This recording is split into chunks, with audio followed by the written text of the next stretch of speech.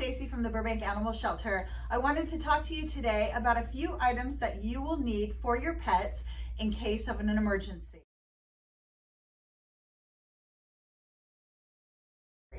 So the first thing I want to talk about is microchips. How important it is to have a microchip in your animal, whether it be a bird, a cat, or a dog, sometimes even a tortoise, and a rabbit. So what happens is we implant microchips right between the shoulder blades subcutaneously.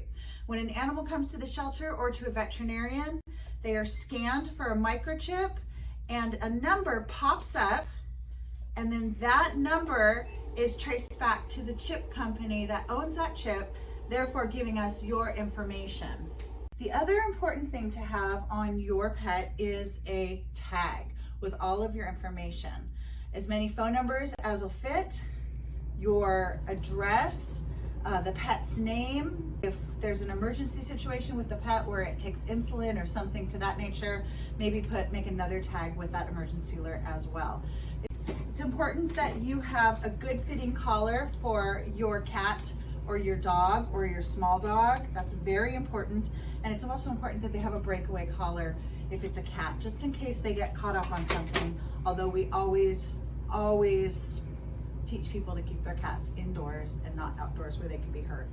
An extra leash in your carrier for your emergency kit is a really good idea. A toy, poop bags.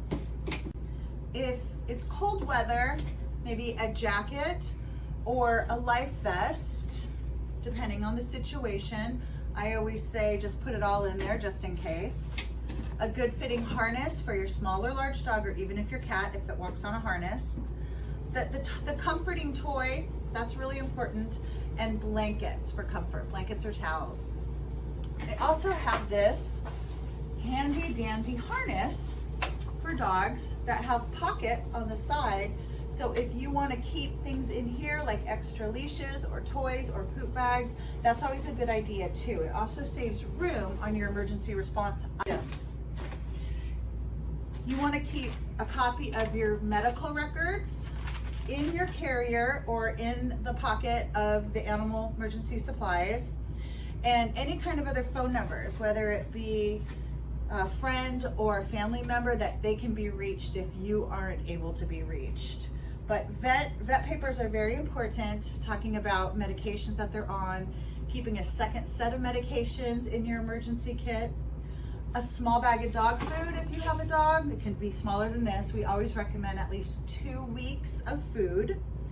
Cat food, dog treats or cat treats, a small bag of litter, a litter box, some foldable bowls or plastic bowls, and you have a lot of options these days. If you want to do a big foldable carrier, you can do that. This is great for big dogs or even small dogs if you want to have them have more room. These are collapsible and you can keep them in a little carrier. You can also do the same things with the soft carriers for small dogs or cats, or a hard carrier. Either way, you can fit the majority of these items in any one of these, and then that way you have a kit all ready to go.